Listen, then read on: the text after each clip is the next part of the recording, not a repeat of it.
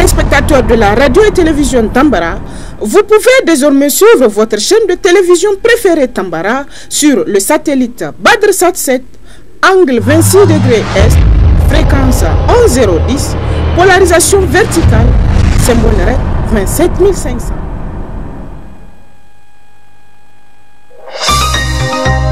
Suivez le journal avec STM Transport Voyageurs, une nouvelle façon de voyager.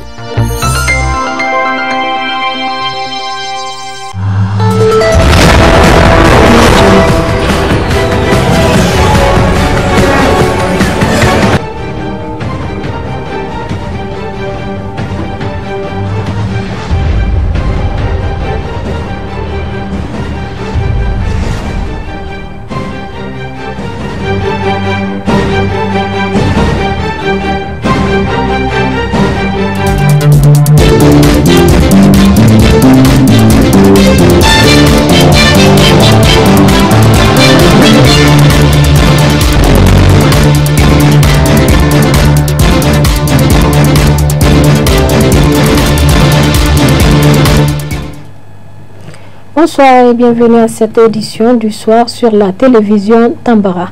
Poursuite des travaux en séance plénière de la deuxième session ordinaire au titre de l'année 2022, dite session budgétaire de l'Assemblée nationale. 5 points étaient inscrits à l'ordre du jour de cette séance plénière de ce vendredi 28 octobre 2022, présidée par le troisième vice-président de l'Assemblée nationale, Zakara Karidjo. Le compte rendu, Zainab Gagara sur les images de Ibrahim Kantama. L'examen et adoption des projets d'ordre du jour et de calendrier des travaux, prestation de serment des nouveaux membres de la Haute Cour de justice, projet de loi portant prorogation de l'état d'urgence dans la région de Difa et dans certains départements de la région de Tawa, département de Tassara et de Tilia, et de Tilaberi, département de Walam, d'Ayoru, de Bankilare, d'Abala, de Banbangu, de Saï, de Torodi, de Tera, de Tilaberi et de Gotei. Projet de loi portant prorogation de l'état d'urgence dans le département de Filingue, région de Tilaberi.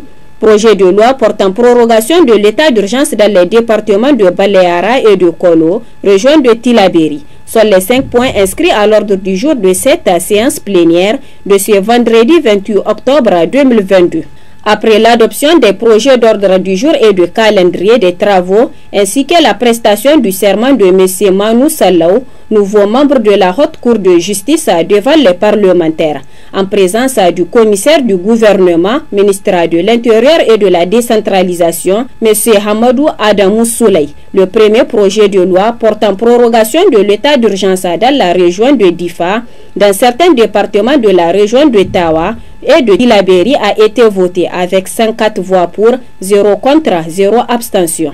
Le deuxième projet de loi portant prorogation de l'état d'urgence dans le département de Filingue a été voté avec 92 voix pour, 0 contre, 0 abstention. Et le troisième et dernier projet de loi portant prorogation de l'état d'urgence dans le département de Baleara et de Kolo a été voté avec 96 voix pour, 0 contre, 0 abstention. Tout juste après ces votes, le commissaire du gouvernement, ministre de l'Intérieur et de la décentralisation, a remercié les parlementaires pour les votes de ces 3 projets de loi qui témoignent leur préoccupation sur la situation sécuritaire, avant de réaffirmer l'engagement du gouvernement sur ce plan.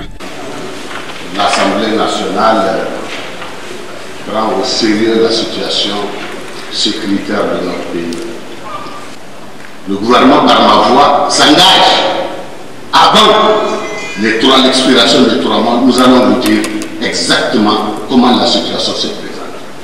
Mais sachez que nous n'avons absolument rien à cacher, même par rapport à Tamou. Le président de la République l'a dit. Les Nigériens sauront ce qui s'est exactement passé. Je crains fort que les gens en soient déçus, en tout cas pour certains. Nous n'avons rien à cacher. S'il y a eu bavure, le président de la commission de défense l'a dit. Dans chaque guerre, il peut y avoir des bavures. Et nous allons l'assumer. Tenez-vous bien, le gouvernement va assumer au cas où il est prouvé qu'il y a eu bavure. Mais pour le moment, pardon, arrêter la spéculation. Cela n'arrange pas notre pays. Rien que, après cette attaque de Tamour, nous avons envoyé 2 inspections pour évaluer la situation. Une des missions a échappé de près à une explosion. Vous avez pu voir les images, le cratère que cela a causé. Des officiers de police, des commissaires de police qui étaient en route pour Tamour, parce que le président a demandé à ce qu'on envoie une mission pour aller voir exactement ce qui s'est passé. On a pu, grâce au renseignement, on a pu effectivement détecter cette mine et nous avons fait sauter. À noter que les travaux en séance plénière reprendront le samedi 5 novembre 2022 avec à l'ordre du jour le contrôle de l'action gouvernementale.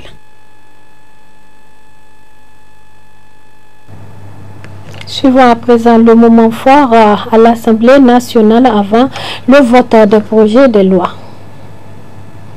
C'est la mise en œuvre de cet état d'urgence soulève régulièrement des plaintes de la population sur les conséquences réelles. On a interdit la circulation des motos dans ces zones, on a fermé les stations d'essence, on a fermé les marchés, et malgré tout, les groupes armés terroristes continuent à utiliser ces motos.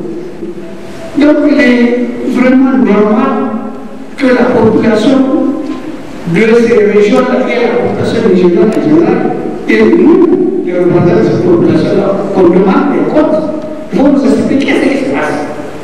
Donc voilà, M. le Président, vraiment, ce que moi je voudrais faire comme observation sur l'ensemble de ces textes-là. Premièrement, le gouvernement peut prévoir cette période de demande d'extension. On n'a pas besoin de recourir à ces procédures d'urgence. Et deuxièmement, il y a nécessité que le gouvernement rende compte à l'Assemblée nationale et au-delà de l'Assemblée, à l'opinion nationale, des impacts réels de ces prolongations répétitives. Merci. Je viens de parler des dommages collatéraux. Donc nous, on a juste dit que le peuple nigérien a besoin de savoir exactement ce qui s'est passé. Mais là, de par son intervention, on comprend effectivement que nous avions eu raison de poser cette question-là. S'il y a eu des dommages collatéraux, ou les... comment on peut les appeler, tout, ça arrive dans toutes les guerres. Non? Quelqu'un a dit qu'on avait choisi. Néanmoins, les gens n'ont pas quitté volontairement pour aller viser le site et bombarder. C'est des malfaiteurs qui sont rentrés là-dedans et c'est normal que ce qui est arrivé est arrivé.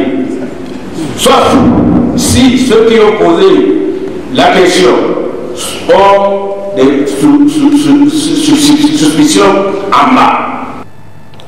Visite ce matin 28 octobre 2022 de la délégation d'Iné Sahel à l'association Iskouta du Niger à leur siège Kwaratagi. Une visite pour renforcer davantage leur partenariat. Suivons le compte rendu. C'est pour renforcer davantage leur partenariat que la délégation Iné Sahel a rendu une visite à l'association Iskout du Niger. Une importante délégation composée de plusieurs organisations du Niger et ceux venus de la sous-région. Cette visite témoigne de l'intérêt particulier qu'accorde cette institution à l'égard des organisations qu'elle accompagne.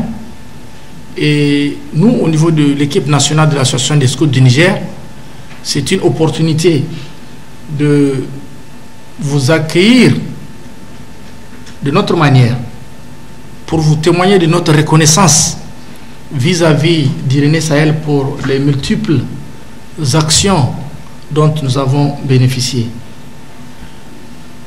Nous nous sommes permis d'espérer qu'à l'issue de cette importante visite, le partenariat va se renforcer davantage avec votre institution.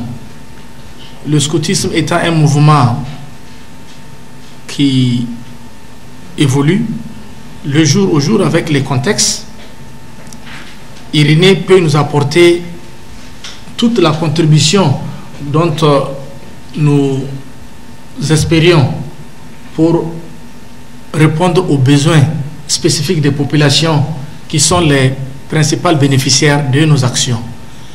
Le scoutisme est un mouvement particulier, car, comme vous le savez, c'est l'une des rares organisations à disposer de toutes les tranches d'âge, de 7 à 77 ans.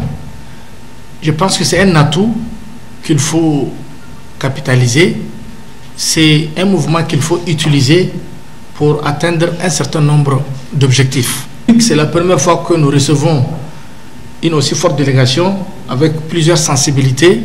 La représentante du coordinateur René Sahel a adressé ses sincères remerciements à l'association du Scout Niger pour l'accueil à leur égard et aussi rassuré à l'organisation que leur message sera transmis à qui de droit. Nous avons suivi avec beaucoup d'intérêt la présentation très riche et variée des activités menées par l'association des scouts qui concordent avec les activités de Irénée à travers son programme pour la paix au Sahel, dont vous venez de découvrir nos différents partenaires ici sur place et à travers les différents programmes EDP, éducation à la paix, le programme COM et les ressources minières au Niger, Mali et Burkina Faso. Je tiens à vous rassurer que les messages que vous avez transmis seront transmis aussi à qui de droit et j'espère que la collaboration va continuer avec Irénée. À cet effet, cette visite a pris fin à la signature du livre d'or ainsi qu'une photo de famille pour renforcer davantage leurs liens. Déclaration de presse cet après-midi de l'Union des étudiants nigériens à l'Université de Niamey relative à la situation qui prévaut à l'international et au plan national. Suivons plutôt un extrait de la dite déclaration. À un moment où l'avenir de l'école nigérienne inquiète à plus d'un titre face à l'abandon et ou à la négligence dont font montre les autorités de la 7e République, l'ONU rend la déclaration dont la teneur suit. Au plan international, l'ONU constate avec amertume le comportement des puissances impérialistes qui font prévaloir leurs armes à lieu et place du dialogue ou de la diplomatie, chose qui prouve à suffisance que l'égalité des États, tant prônée par les chartes des Nations Unies, n'est qu'illusion vendue et mensonge grossier. Devant cette incapacité manifeste des puissances impérialistes à faire asseoir un ordre juste et cohérent, l'ONU appelle les États du tiers-monde à faire front commun contre cet impérialisme destructeur dont les victimes ne sont plus à démontrer. Au plan national, le Niger peine à lutter contre la corruption, le népotisme, l'injustice et asseoir un système éducatif efficace pouvant permettre aux dignes fils d'étudier et pouvoir servir leur nation. Pour ainsi dire que le Niger fait face à plusieurs autres foyers d'insécurité entretenus par le gouvernement dans l'insécurité grandissante du terrorisme.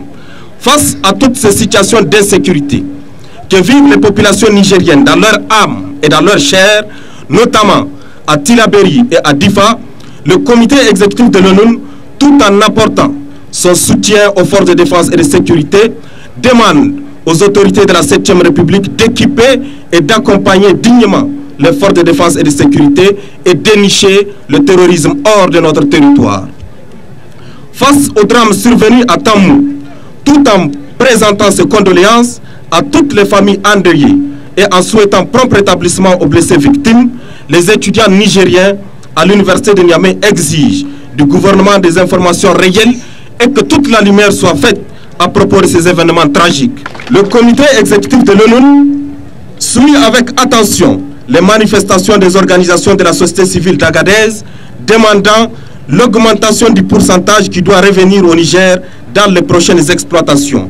Et conscient dont est victime l'État du Niger dans l'exploitation de ses ressources naturelles, le comité exécutif exige la nationalisation pure et simple de toutes les compagnies d'exploitation au grand bonheur du peuple nigérien.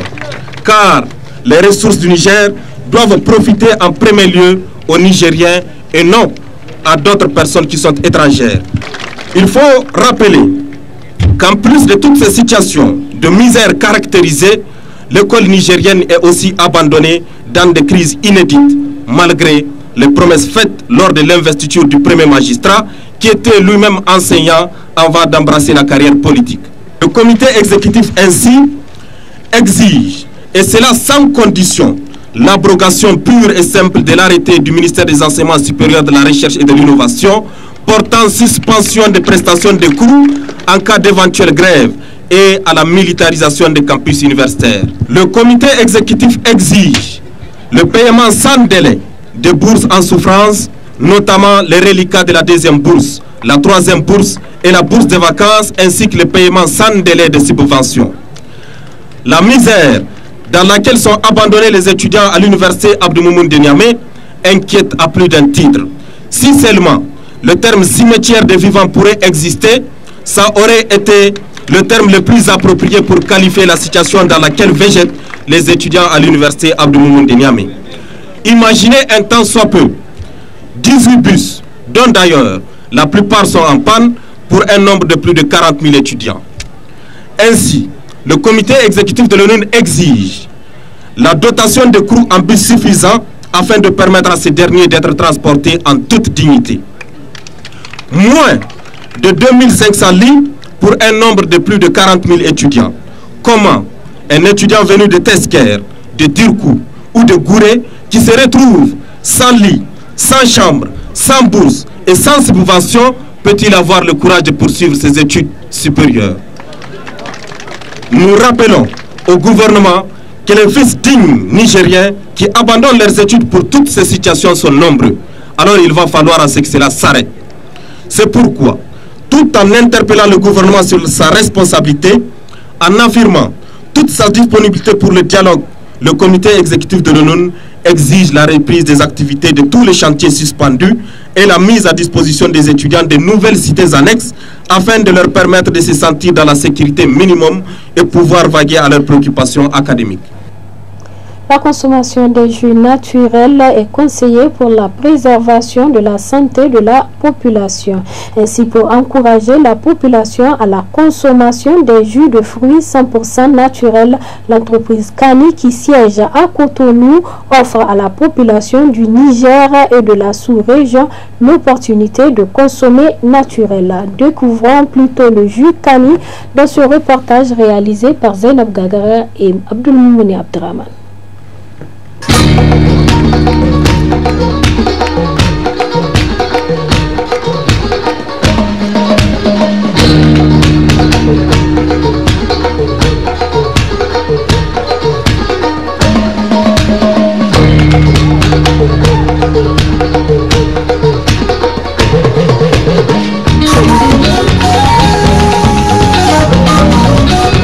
Nous sommes ici à Cotonou, le cœur de la production du jus Kani, la société Kani spécialisée dans la production du jus de fruits 100% naturel et divers. L'entreprise Jus Kani offre une occasion pour l'élection de l'ambassadeur de la marque Kani, où l'honneur revient au Niger. Yacouba Moumouni, dit Denke Denke, artiste international, est élu ambassadeur de la marque Kani, un produit avec un goût unique à promouvoir au Niger, Mali, Burkina Faso, en Afrique et partout dans le monde entier.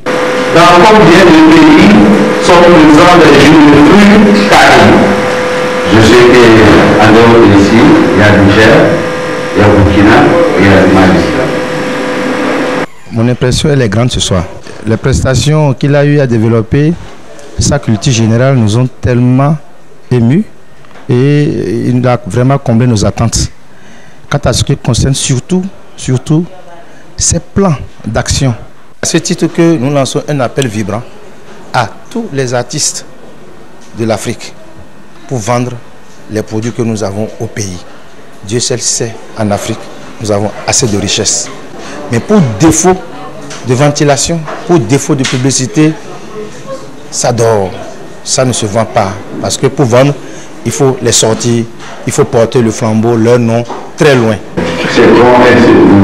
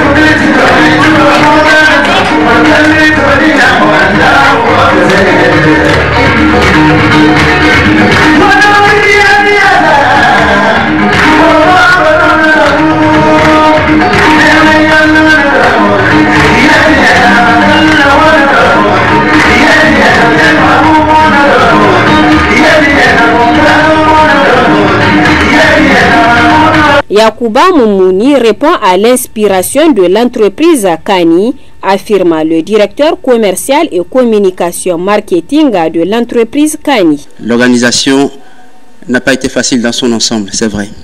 Mais l'aboutissement a donné quelque chose de grandiose. C'est vrai que Kani, de par sa qualité, de par sa pureté, de par son naturel, est déjà un produit qui est apprécié de par le monde.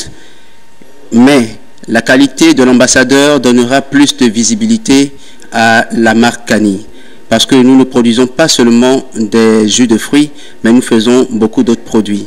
Et c'est pourquoi nous avons sollicité l'ambassadeur Moumouni Yacouba pour nous accompagner dans ce périple, dans, je vais dire, cette aventure que nous débutons. La directrice générale de l'entreprise Kani retrace leurs attentes vis-à-vis de l'ambassadeur de la marque Kani, mais aussi de la population. Cet ambassadeur sera l'image de la marque. Cet ambassadeur défendra la marque partout où il sera. Et avec sa notoriété, avec sa visibilité au Niger, il pourra nous permettre de faire asseoir le produit au Niger et aussi dans la sous-région. Il y a l'eau minérale Kani, il y a l'huile d'arachide Kani, il y a aussi les produits tropicaux, donc les dérivés comme la farine de maïs. Nous avons pas mal de plans de communication. Je dirais déjà, nous avons attaqué au Niger la télévision, que ce soit la télévision, que ce soit les radios, il y a également les réseaux sociaux à notre actif. Et j'invite les populations, toutes les populations, que ce soit béninoises, nigériennes ou bien de la sous-région, à consommer les jus 100% naturels. Je sais qu'avec Kani, ça sera du naturel. Donc je les invite à consommer Kani, à consommer des jus purement naturels pour préserver leur santé. Au Niger, nous avons un représentant de la marque qui est au niveau du quartier Liberté. Et au Niger, nous avons aussi entamé d'autres démarches pour permettre à la population nigérienne d'être beaucoup plus en contact avec la marque. A rappelé que l'ambassadeur du jus Kani a exprimé ses sentiments à cet événement. Enfin, Yacouba Moumouni Didanke, né en 1966, portera désormais le nom de la marque Kani au niveau régional et international. Le jus Kani, excellent jus naturel.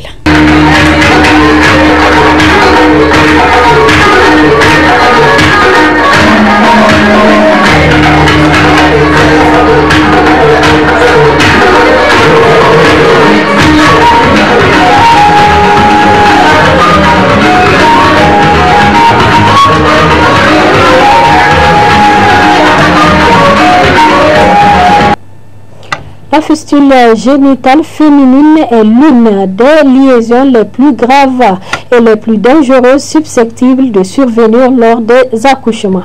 Ainsi, pour lutter contre ce fléau, l'ONG DIMOL, qui signifie en langue peul la dignité, vient en aide depuis plusieurs années à ces femmes. Suivant ce reportage réalisé au centre d'hébergement des femmes victimes de fistule génitale de l'ONG DIMOL.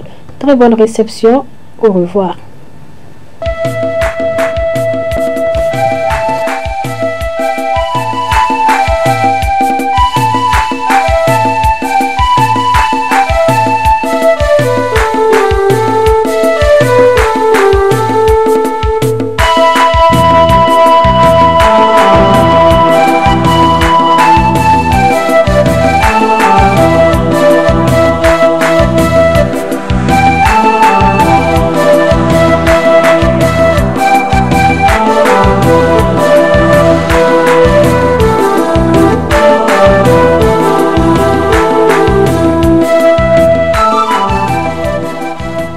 Créée en 1998 par Madame Traoré Salamatou, sage-femme de carrière, l'ONG DIMOL, dans le but principal de soutenir le gouvernement dans la lutte contre la fistule génitale féminine, susceptible de subvenir lors des accouchements difficiles. Face à cette situation difficile que vivent les femmes victimes de la fistule génitale, en grande majorité dans les zones rurales, les plus reculés des centres médicaux, l'ONG DIMOL, engagée dans la lutte contre ces fléaux, à travers multiples stratégies, l'ONG DIMOL se rend dans les zones rurales afin de venir en aide aux femmes victimes de la fistule génitale, malgré les difficultés d'identification de ces victimes. Nous avons initié 3 stratégies. La première stratégie, c'est la prévention. La prévention à travers les sensibilisations, à travers l'information, à travers la projection des films numériques, les débats. Deuxième aspect, c'est la recherche des femmes. C'est en milieu rural. Vous savez bien que ce sont des femmes démunies, ce sont des femmes pauvres, ce sont des femmes qui sont loin des formations sanitaires, qui n'ont pas les moyens de se déplacer, mais aussi qui n'ont pas la stratégie, comment il faut se comporter pour emprunter un véhicule, parce que ce sont des femmes qui sont incontinentes. Elles ont tout le temps le pagne mouillé, donc les véhicules ne les prennent pas en charge. Alors cette stratégie-là d'information et de sensibilisation, elle se mène d'une manière directe au niveau rural. C'est l'accès à la femme rurale. Si nous n'allons pas vers ces femmes, il y aura moins de cas qui vont venir pour l'opération. Elles ne viendront pas. Alors que le fait de faire les caravanes de sensibilisation permet de dénicher et d'identifier des cas et de les transporter. La mission qui va, elle ramène les cas. L'autre stratégie, c'est une fois qu'elles sont chez nous, c'est la prise en charge médicale. La troisième stratégie qui est la réintégration sociale accompagnée. Et à travers cela, elles ont aussi dans la réintégration l'identification des cas qui ne sont pas des cas de fistule, c'est des cas qu'elles ont sur leur propre santé où elles accompagnent les collègues vers les formations sanitaires. Elles ont également la possibilité de dénoncer les mariages d'enfants. Parce que vous savez que la plupart des cas de fistule, c'est au premier accouchement. Et au premier accouchement, ça veut dire que ce sont des petites filles, et souvent non scolarisées, et elles luttent aussi pour la scolarisation. Pas des filles seulement, même des garçons, parce qu'aujourd'hui, le savoir, c'est à 2 sens.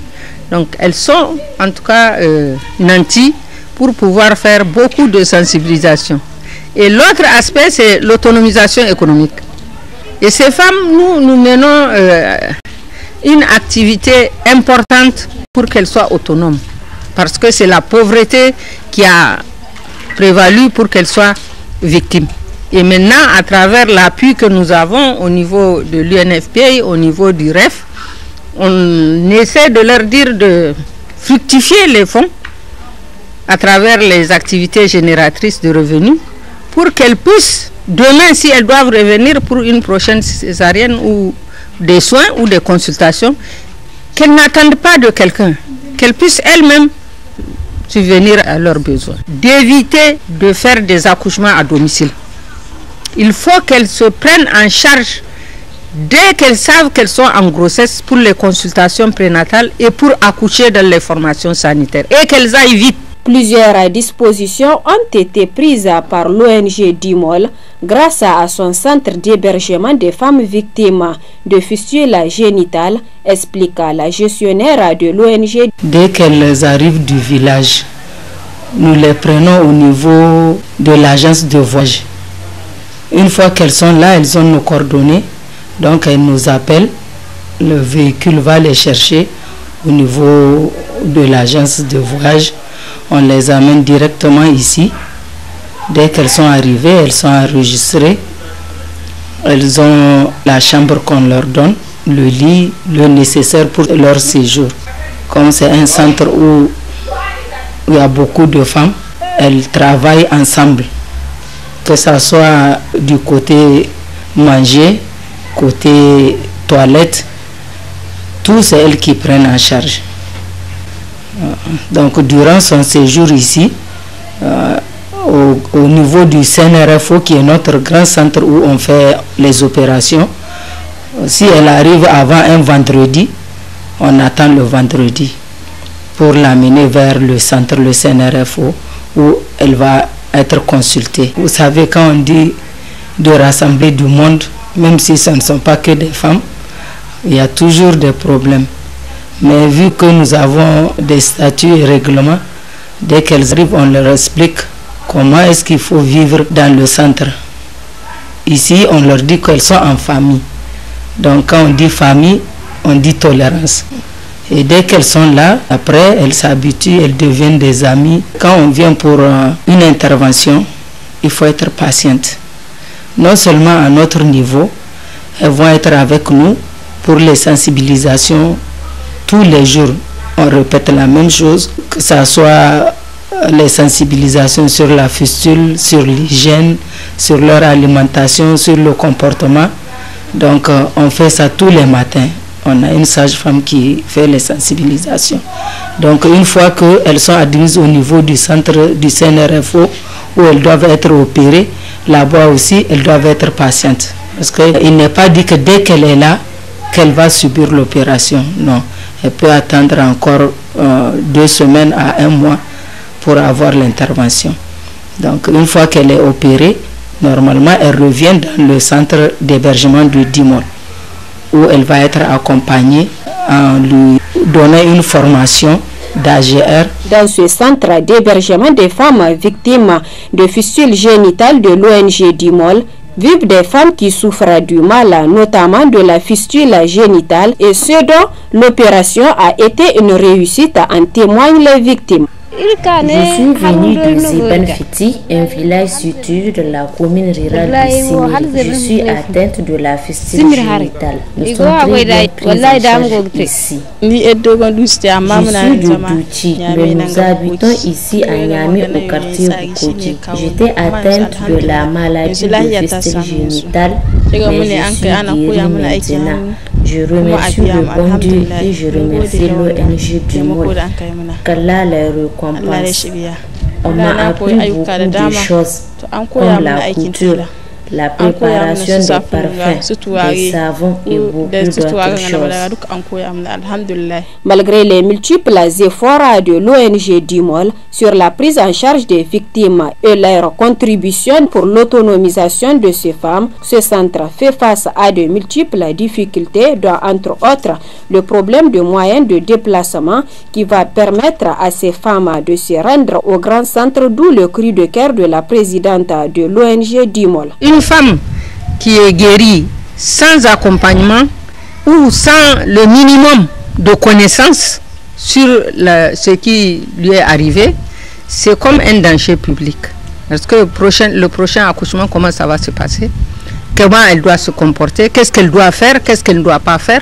Et c'est à travers la réintégration sociale qu'on met à contribution les parents, les décideurs communautaires, les décideurs au niveau des communes, puisque c'est eux qui règlent tout dans leur budget et tout ça, qu'on attire leur attention pour qu'ils prennent en compte le volet santé de la reproduction, qu'elles aient des facilités pour les évacuations sanitaires, qu'elles aient aussi surtout les moyens de vulgariser ou de communiquer leur savoir à travers les collègues, c'est-à-dire qu'elles aient un appui au niveau communautaire, qu'on les écoute, qu'elles expliquent. Ce n'est pas une stigmatisation, non, c'est une manière d'être les ambassadrices de la fistule et c'est une manière de transmettre le message qu'elles reçoivent avec nous ici. Celles qui sont ici reçoivent des messages clés. Comment il faut prévenir la fistule? Quels sont les signes? Quelles sont les conséquences puisqu'elles le savent? Et c'est ce qu'elles doivent transmettre pour éviter d'autres cas. Je souhaiterais en tout cas que les gens puissent visiter le centre parce que c'est des femmes pauvres qui sont là, des femmes victimes de la fistule et on est loin du grand centre. On est à 5 km du centre.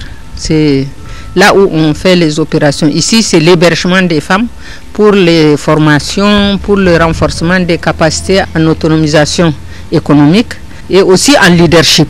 Donc, et c'est dans ce sens que je profite pour remercier tous ceux qui ont contribué au succès de la prise en charge de ces patientes, à savoir Plan Norvège qui a construit le bâtiment et aussi avec l'UNFPA qui chaque année nous avons une formation pour la réintégration sociale mais non accompagnée. Non accompagnée parce que l'accompagnement permet de renflouer les femmes au niveau des centres d'opération. S'il n'y a pas d'accompagnement, les femmes ne viennent pas. Et donc aussi remercier le REF, le ministère de la Santé, le ministère de la Promotion de la Femme, parce que c'est ensemble que nous contribuons et que nous travaillons au profit et au bénéfice de la femme rurale. Cet engagement de l'ONG DUMOL est à encourager, ce qui devrait interpeller davantage les autorités et d'autres bonnes volontés à venir en aide à ces femmes et jeunes filles qui en ont tant besoin en se mobilisant pour apporter leur soutien au centre d'hébergement des femmes victimes de la fistule génitale de l'ONG DUMOL. L'ONG DUMOL, la santé de la reproduction pour une maternité sans risque.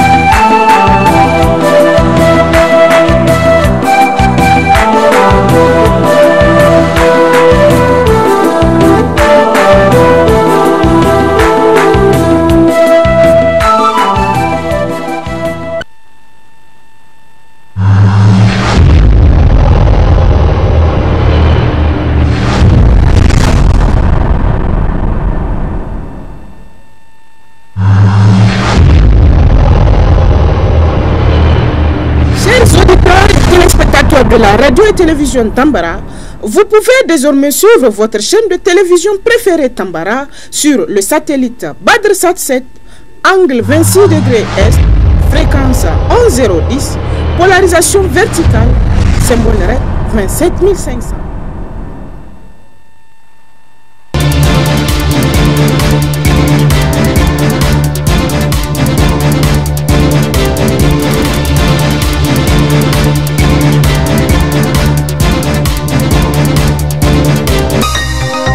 Ce journal vous a été présenté par STM Transport Voyageurs.